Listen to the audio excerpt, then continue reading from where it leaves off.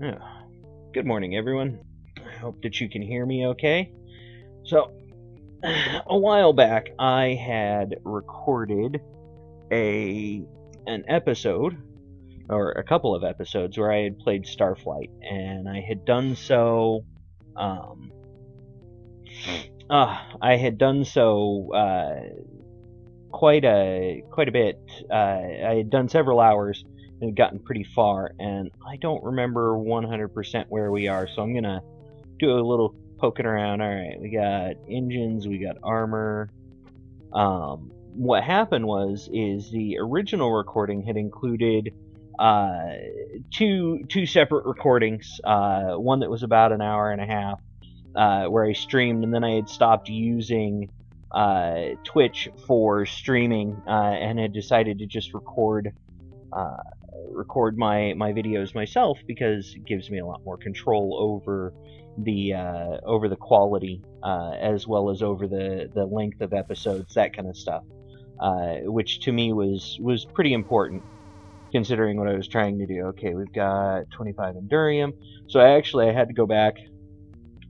That is B. I actually had to go back and watch the last part to see where I was again. But the short of it was that the second video, I had changed my schedule and had neglected to upload it to YouTube, and then I had completely forgotten about it until someone mentioned that, hey, the episode's missing, and I went, what?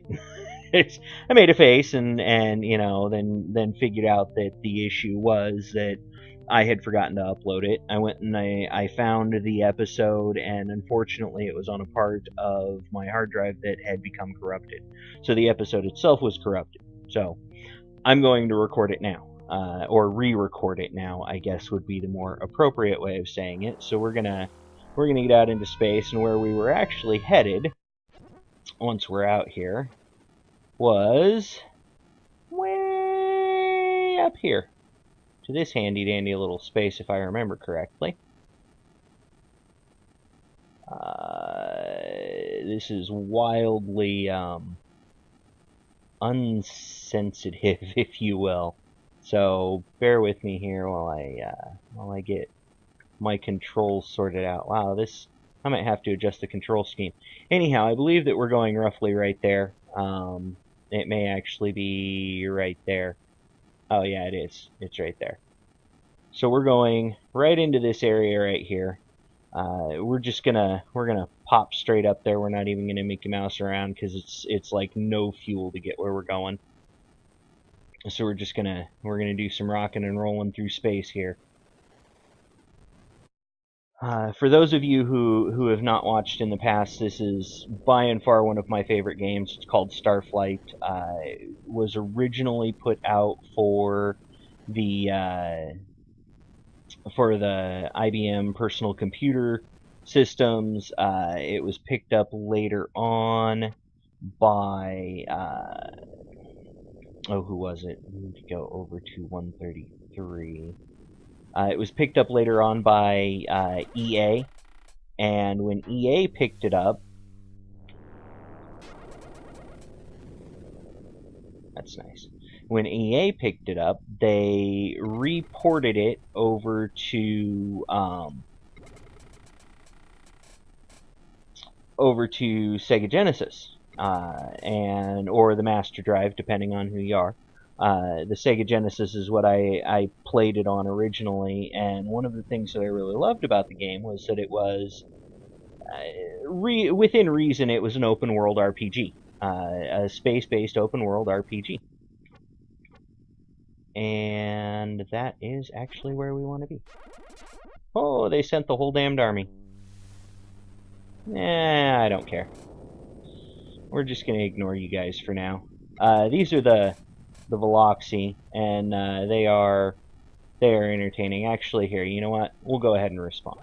We'll be friendly. They are a hex. They are a base 6 species of intelligent insects. And here they show that we have the Velocity focusing stone. They want me to give it to them, and I say no. And of course that makes them really angry. So maybe next time I'll give it to them. I don't know. I might be nice. I might not. Love that sound. See, I made them really, really mad.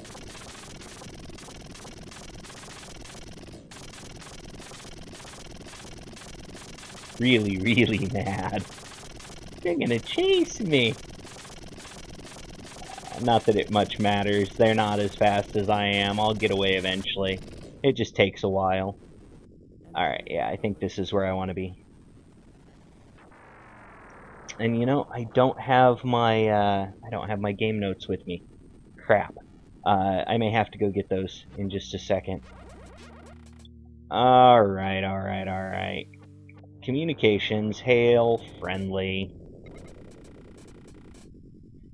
We as Veloxy, the everyday, I being Captain Zito of exceptionally pleasant vessel Fee.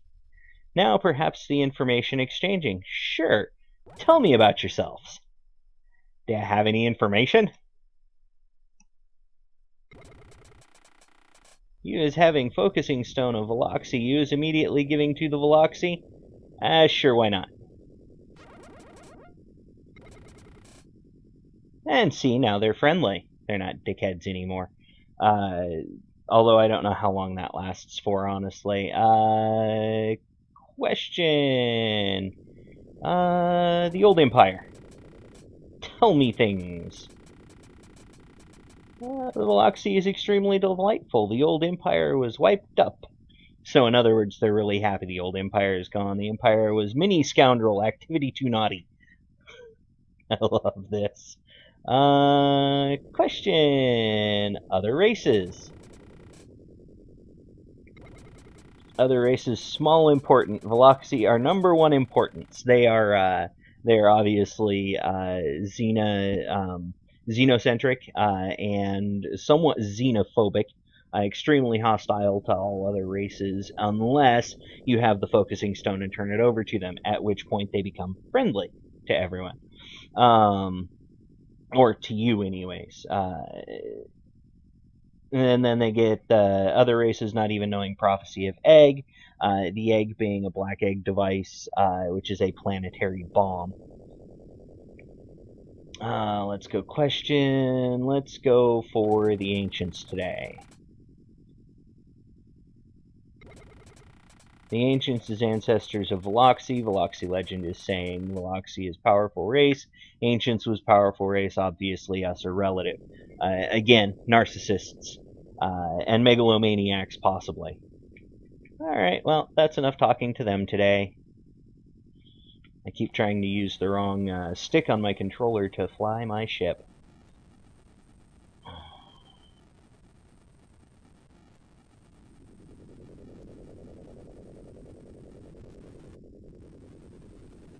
And now we'll come in here, and they should, for the most part, leave us alone at this point. Now we're going to have to deal with these things. Communications, hail, friendly. And what these are is a satellite, a defense satellite. And the defense satellite will tell you to respond, of course, but it prompts you with questions and their numbers. And it took forever to figure this out. But remember I said that they are a base 6 species? All of their mathematics are in base 6. So the question is, 16 divisible by 6? The answer is no. 65 divisible by 6? And if I remember correctly, the answer is no. And basically, does 6 evenly go into this number? 17? No. 15? No. 86? I don't know. Off the top of my head, give me 1 second. No. No, it does not. 57 is almost a guaranteed no. But we like to double check. Nope. I have satisfied its query. Now it will eventually just fly away and allow me to land on the planet. And you do have the option if you are froggy or well armed, to attack the the satellite and try to destroy it, and that does work. Let's analyze this planet.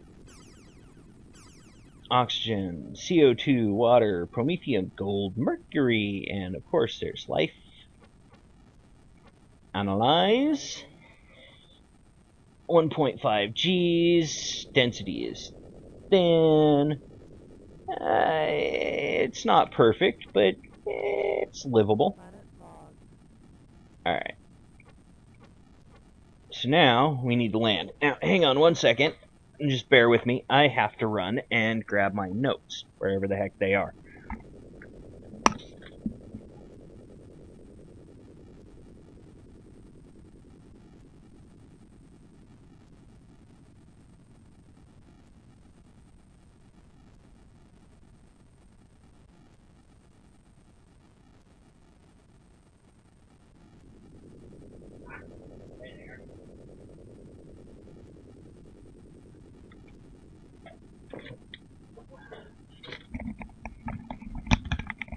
Alright. So now that we have the notes, I need 132, 165, first planet, and we're going to 45 north, 14 east. So, close enough.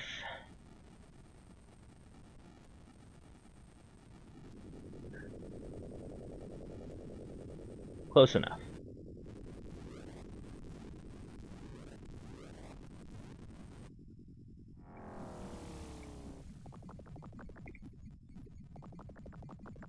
And this joint is hostile.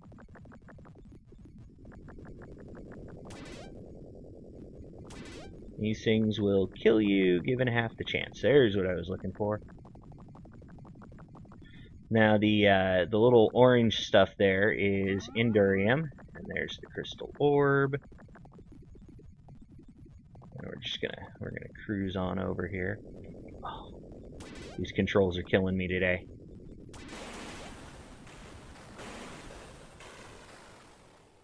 Now we're gonna go back to our ship.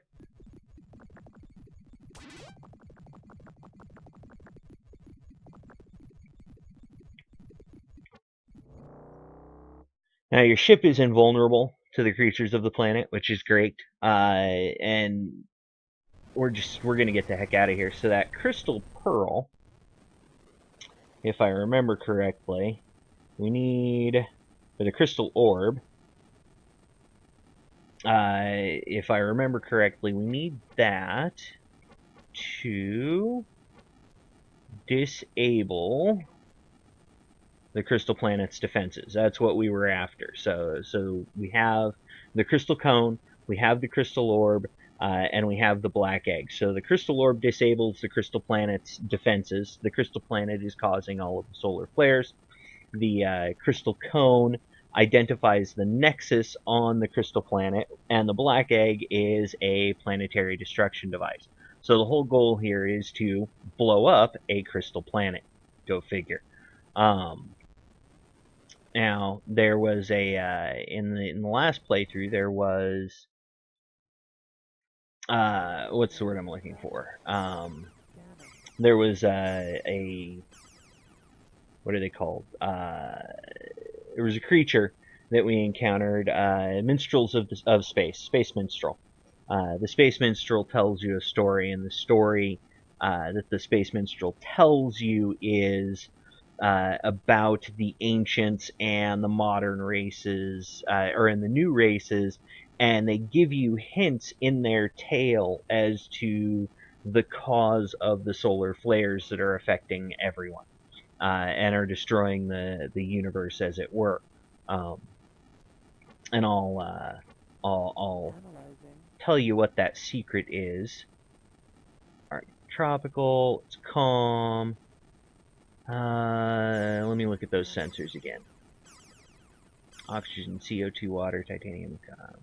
Alright. We'll log that one too. Because why not? Alright, so we are going to break orbit, and we are going to beat feet. Alright, so now that we are there, I'm going to pause this for just a second.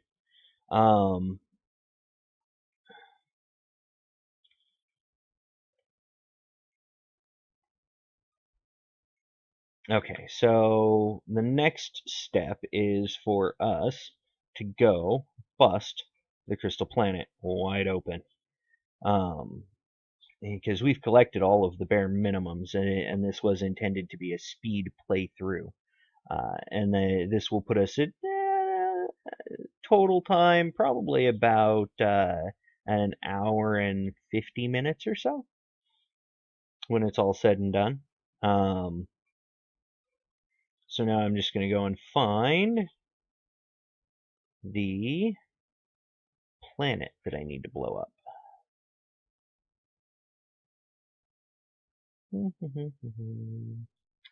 Let's see, I have it written down here somewhere.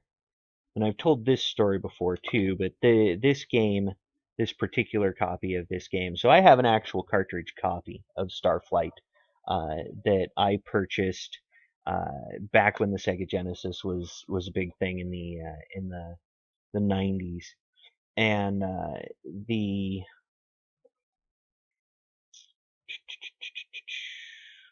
the cartridge, during that time period in my life, I would trade games in at a specific store, local shop that I had developed a relationship with over the course of several years, and I would trade games in, and I would get games out, and we would do um, and whenever I wanted a new game, that's what I'd do. I'd go trade a couple of games in, and I'd get a different game. And it was the early days of the GameStop modus, um, or I guess method of trade in. And with that, I had traded in Starflight after I beat it the first time. And then a few years later, I decided that I wanted to play it again. And I had traded it in with the booklet and the cartridge and the map and everything. And so I went back to the game store where I had originally bought Starflight, and went looking for a copy of it. And lo and behold, there was a copy of Starflight. And I picked it up off the shelf, and I was looking at the book, and I was like, wait a minute, this is my book. And and so I was looking at I'm looking through the book, and I'm like, oh, well, these are my notes. This is my book, and this is my copy of the game, the one that I originally purchased. And so I bought it again, and then I traded it in again.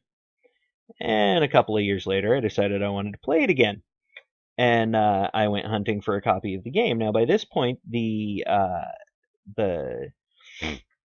excuse me, the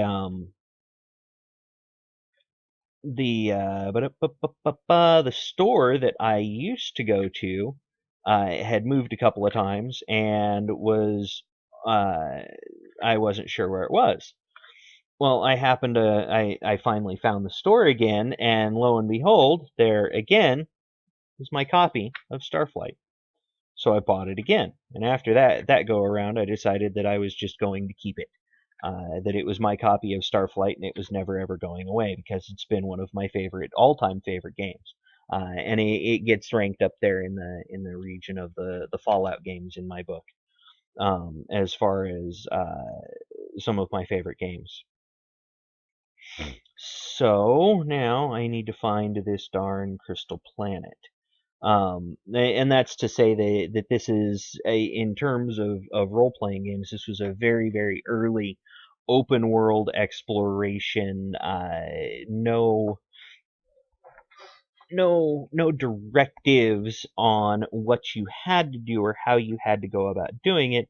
They simply gave you a rough mission of sorts, which is find out what's causing the solar flares and fix it, and then you had to go. And good luck. And the whole goal was, of course, you went out and you talked to alien races, and you negotiated with them, and you got information from them, and you maybe traded with them, and you did mining, and you explored the universe, and you maybe got blown up a couple of times because there's a rather nasty uh, set of um, set of aliens that